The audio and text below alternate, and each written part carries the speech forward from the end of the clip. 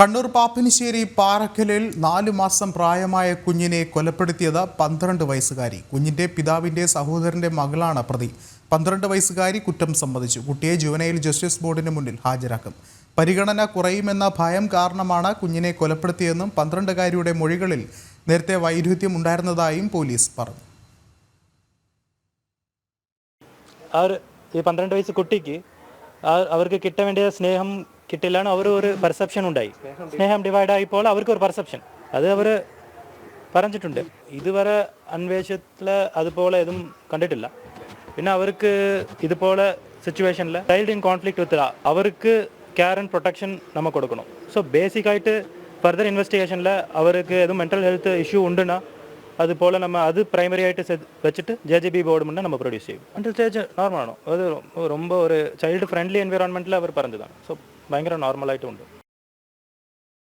കൂടുതൽ വിവരങ്ങളുമായി മിഥുൻ പിള്ള ചേർന്നുണ്ട്. മിഥുൻ, മനുഷ്യ മനസാക്ഷിയെ പോലും ഞെട്ടിക്കുന്ന ഒരു ക്രൂരകൃത്യം, അതിന് പിന്നാലെ അത് ആരാണ് ചെയ്തത് എന്നുള്ളൊരു നിഗമനത്തിലേക്ക് എത്തുമ്പോൾ അത് ഒരു 12 വയസ്സുകാരിയാണ് ആ ഒരു ക്രൂരകൃത്യം ചെയ്തിരിക്കുന്നു എന്നത് തന്നെ വളരെയധികം ഞെട്ടിപ്പിക്കുന്ന ഒരു വാർത്തയായി മാറുകയാണ്. ഇനിയുള്ള നിയമ നടപടികൾ എങ്ങനെയാണ്?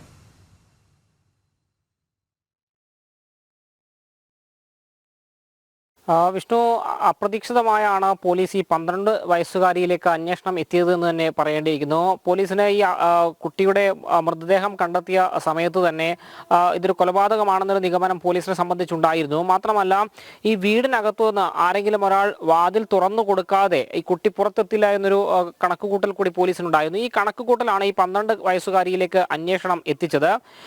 മാത്രമല്ല, ചോദ്യം ചെയ്യുന്ന സമയത്ത് ഈ കുട്ടിയുടെ ഓരോ കാര്യങ്ങൾ ചോദിക്കുന്ന സമയത്ത് മൊഴിയിൽ ചില വൈരുദ്ധ്യങ്ങൾ ഉണ്ടായിരുന്നു. മാത്രമല്ല, ഈ 4 മാസം പ്രായമുള്ള കുട്ടിയുടെ മാതാപിതാക്കളായ മുത്തുവും അക്കമ്മാളും പറഞ്ഞ മൊഴിയിലും ഈ കുട്ടിയെക്കുറിച്ച് 12 വയസ്സുകാരിയെക്കുറിച്ച് ചില സംശയങ്ങൾ ഉണ്ടായിരുന്നു. ഇതിന്റെ പശ്ചാത്തലത്തിൽ ഈ 12 വയസ്സുകാരിയെ മാത്രം ഇരുത്തി ചോദ്യം ചെയ്തതിൽ നിന്നാണ് ഈ കുട്ടി കുറ്റം സമ്മതിക്കുന്നതിലേക്ക് കാര്യങ്ങൾ എത്തിയത്. അതായത്, മാതാപിതാക്കൾ ഉപേക്ഷിച്ചു പോയതിനു ശേഷം മുത്തുവും അക്കമ്മാളുമാണ് ഈ 12 വയസ്സുകാരിയെ മാതാവ് ഉപേക്ഷിച്ചു പോവുകയും പിതാവ് മരിക്കുകയുമാണ് ചെയ്തത്. തുടർന്ന് അക്കമ്മാളും മുത്തുവും ചേർന്നാണ് 12 വയസ്സുകാരിയെ നോക്കിയിരുന്നത്. അതിനിടയിലാണ് ഈ അക്കമ്മാളിന് ഒരു കുഞ്ഞ് പിറക്കുകയും ചെയ്യുന്നത്. അതോടുകൂടി ഈ തന്നോടുള്ള സ്നേഹം വിഭജിച്ചു പോകുമ്പോൾ ഇതൊരു ഭയം ഈ 12 വയസ്സുകാരിക്ക് ഉണ്ടാവുകയും ആ ഭയം വളർന്ന് വലുതാവുകയും ഈ 4 മാസം പ്രായമുള്ള കുഞ്ഞിനെ കൊലപ്പെടുത്തുക എന്ന രീതിയിലേക്ക് കാര്യങ്ങളിൽ എത്തിച്ചേരുകയുമായിരുന്നു. രാത്രി അതായത് 10:30-ക്ക് ശേഷം ഉറക്കമെഴുന്നേറ്റ് ഈ 12 വയസ്സുകാരിയെ കുട്ടിയെ എടുത്തുകൊണ്ടുപോയി കിണറ്റിലിടുകയായിരുന്നു എന്നാണ് പോലീസിന്റെ ഒരു പ്രാഥമിക നിഗമനം. ഈ 4 മാസം പ്രായമുള്ള കുഞ്ഞിന്റെ പോസ്റ്റ്മോർട്ടം റിപ്പോർട്ട് പുറത്തു വന്നാൽ മാത്രമായിരിക്കും ഈ മരണം സംബന്ധിച്ചൊരു കൂടുതൽ വ്യക്തത വരികയുള്ളൂ. ഏതായാലും ഈ 12 വയസ്സുകാരി കുറ്റം സമ്മതിച്ചിട്ടുണ്ട്.